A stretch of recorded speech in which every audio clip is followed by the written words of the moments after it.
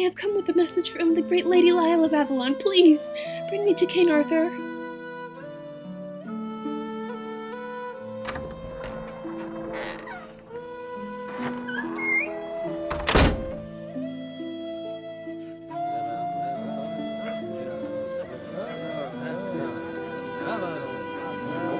Damsel, why do you wear this sword? For swords are not the ornaments of women.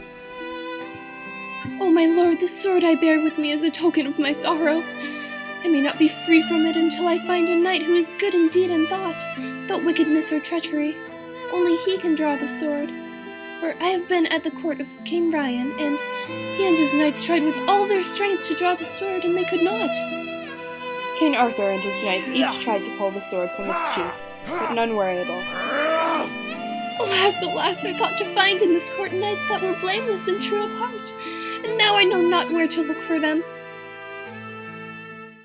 By my faith, there are no better knights in the world than these of mine, but it appears we are not fated to help you. There was a poor knight visiting Arthur's court who had been kept prisoner for a year and a half because he had slain the king's cousin. His name was Balin. Fair damsel, I pray you to allow me to try your sword. And he pulled it from the sheath with great ease. He gazed upon the beautiful blade in his hands. In truth, this is the best knight I have ever found, and many great and wondrous things shall he do. But, sir, I beg you to give back my sword. Not so. I will keep it till it is taken from me by force. It is for your sake, not mine, that I ask for it, for with that sword you shall slay the best friend that you have, and it shall bring about your own ruin. I will take what befalls me, but the sword I will not give up. The damsel departed in sorrow. Shortly after, the Lady of the Lake enters. Sire, I hold you to your word. When I gave you Excalibur, you promised to grant me a gift. That is true. Therefore, ask what you will. Give me the head of this knight who but now drew the sword which the damsel brought. I had rather that you had cut off her head, but it is too late for that. Truly, I cannot, in honor, grant you that request. Sir Balin is my guest. I will take nothing else. When Balin heard this, a madness seemed to overtake him.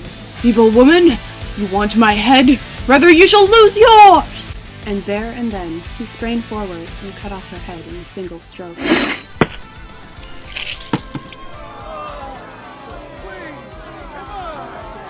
Alas, for shame! You have disgraced me and all my court. For this maiden came to visit me, and she was a lady of high worth, may I add. Sire, be not displeased with me, for this lady has led many to their death. Whatever the cause, you have done a wicked and shameful thing.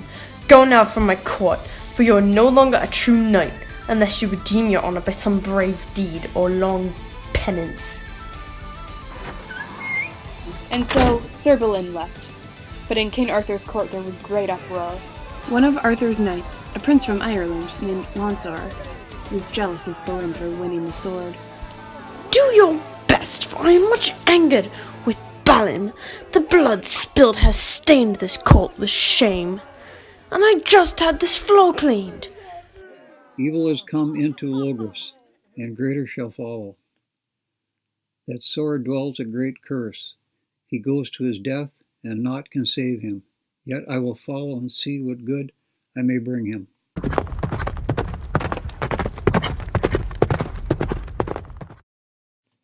Whence come you, and for what reason? I am from the court of King Arthur, and I come to punish you for your offense earlier this day. Make you ready, base knight.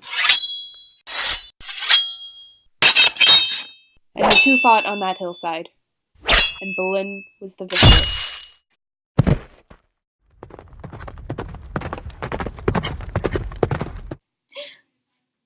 Oh, Balin, a sad stroke have you stricken. You have slain two bodies with one heart, and two hearts in one body, and two souls are lost for it. She then lifted Sir Lancer's sword, and before Balin could stop her, thrust it into herself. Sir Balin's mood was glum. He had killed 2 true lovers. Many sad things have befallen you, brother, but we must endure even the hardest of adventures. Balan had come to King Arthur's country to look for Balin. The 2 brothers were extremely close, but not even their reunion would cheer up Balin. Which I guess makes sense, considering he just killed, 3 people? Let us ride on, for I would find and slay the wicked Ryan of North Wales, so that King Arthur may pardon me for the death of the Lady of the Lake. I will come also, for what worse could happen than has already occurred.